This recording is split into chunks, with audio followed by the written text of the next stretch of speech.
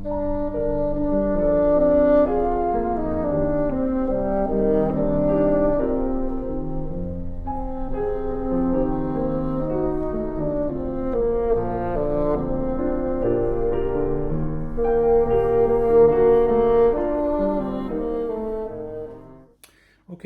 next we're going to pre-gouge, and the reason for having a pre-gouger and using it is to save wear and tear on your gouger blade.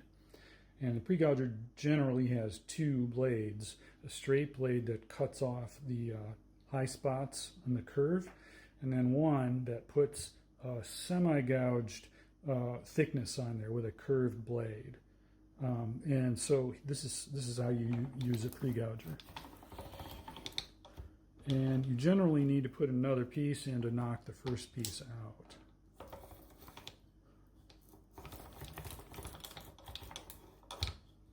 So there's our two pieces.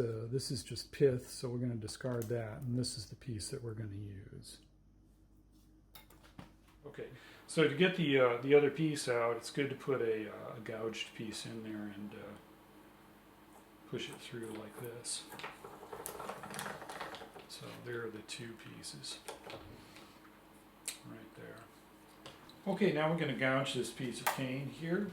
And the gouger and the guillotine can also be used to separate out warped pieces of cane. So you will notice sometimes when putting the piece in the guillotine that it will be warped to one direction or another, and you can reject that piece based on how it looks in the guillotine. Likewise with the gouger, if the piece does not fit in the bed properly or bows up on one side or the other, that's just not going to be a good piece of cane, and you can go ahead and reject that. This one seems to be fitting in pretty well, so I'm going to go ahead and gouge it. It's just like profiling. You want to finish, you want to keep going until nothing comes off, and that's pretty well done. Now the other thing you need to do is rotate it and do the other direction, because the gouger blade is just a little bit off center from the bed, and that's how you get an elliptical gouge. And so by doing this second pass, you get that elliptical gouge that I prefer. So that's pretty much done. So my gouged piece of cane comes in at about 53 thousandths of an inch, or if you're a metric person, it's 1.35 millimeters. That's where I gouge.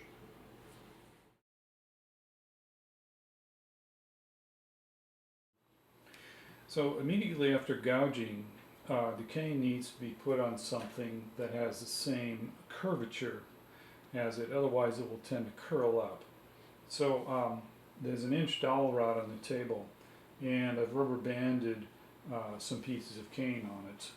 Let it sit there for a couple days, and then it will dry out like that, and then it's ready for sanding.